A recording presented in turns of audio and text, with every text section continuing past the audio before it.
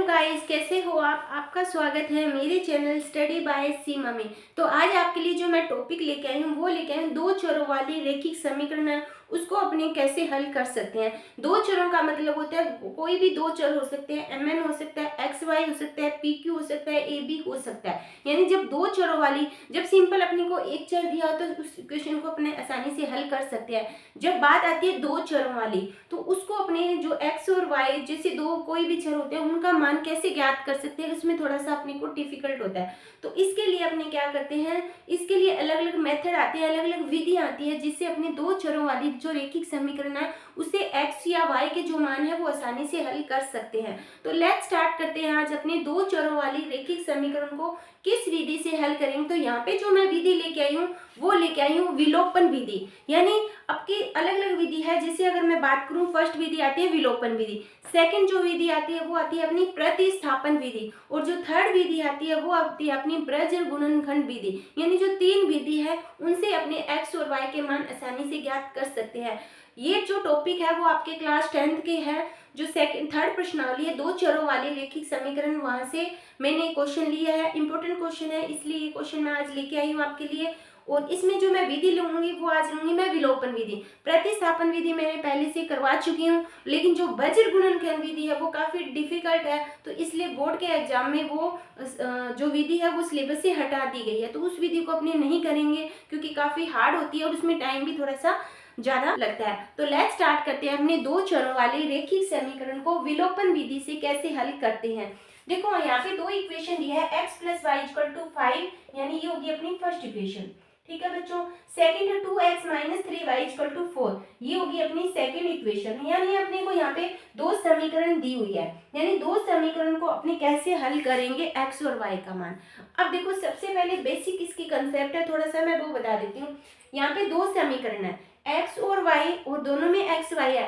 अब देखो मेन इसका जो रूल्स क्या होता है, सबसे पहले विलोपन विधि में दोनों इक्वेशन है ना उसमें से चाहे x के मान बराबर कर लो चाहे y के, वो आप पे डिपेंड है, यानी आप कौन सा करना चाहते हो। यानी अगर मैं देखो यहाँ पे क्या है 2x है, यहाँ पे x है, तो मैं यहाँ पे भी तो 2x कर सकती हूँ। यानी मैं इस इक्वेशन को पूरी इक्वेशन को दो से, जब भी मैं जो भी गुना भाग जोड़ घटाव जो भी करूंगी वो दो, जो पूरी इक्वेशन को करूंगी एक एक होगी, लेकिन उसमें जो जितनी भी संख्या है सभी को करेंगे।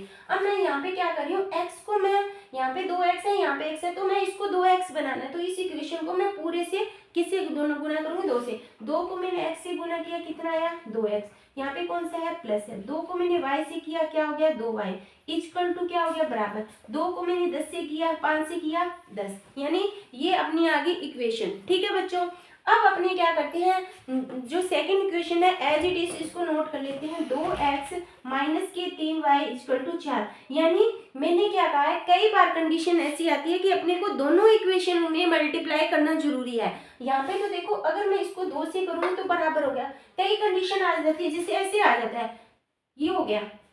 अब मेरे को इसको कैसे, तो इस इक्वेशन को मैं 2 से गुना करूंगी, इसको मैं 3 से, तब जब दोनों में क्या क्या बनेंगे 6 बनेंगे।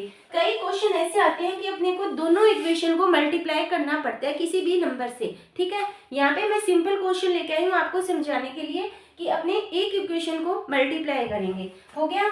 अब देखो अब अपने करेंगे इसमें विलोपन। विलोपन का मतलब होता है जोड़ना, यानी अपने क्या करेंगे इसको जोड़ेंगे। जोड़ने का मतलब क्या होता है, अपने ने जो संख्या सेम की है ना उसको वहां से हटाना है, हटाने का मतलब वहां से अपने को कैंसिल करना है।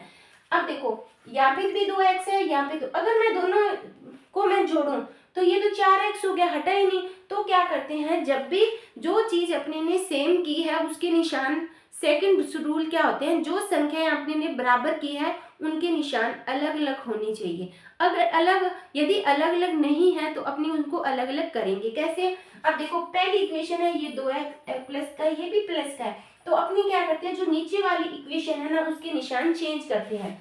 जो भी निशान चेंज करेंगे पूरी इक्वेशन, ये प्लस है तो इसको माइनस, ये माइनस है तो इसको प्लस, ये प्लस है तो इसको माइनस, ये प्लस है ये माइनस हो गया कैंसिल, ये 2x है ये 3x है, ये भी प्लस हो गया ये भी प्लस, तो कितने हो गए 5x।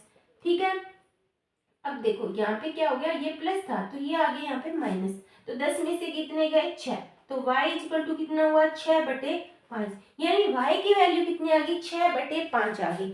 अब अपने को ज्ञात करनी है x की वैल्यू, तो कैसे करेंगे, ये मान है आपके जो 4 इक्वेशन यहाँ पे दी हुई है, आपकी जो मर्जी है उसी में रख दो। मान लो मैं फर्स्ट में रख रही हूँ x plus y equal to 5, तो x प्लस 6/5 बराबर 5, तो x बराबर 5, ये इधर जाके क्या हो जाएगा माइनस में, एलसीएम कितना आया 5, तो कितना हुआ 25 माइनस 6, तो कितना आया 19/5, तो यानी x का जो मान है वो 19/5 आ गया, और वो जो y का मान है वो कितना आ गया 6/5 है। अब अपना मेन जो आता है, अपना आंसर सही है या गलत है, तो ये जो दोनों मान है इस इक्वेशन में, इसमें इसमें आपकी जो मर्जी है उसी में रख दो।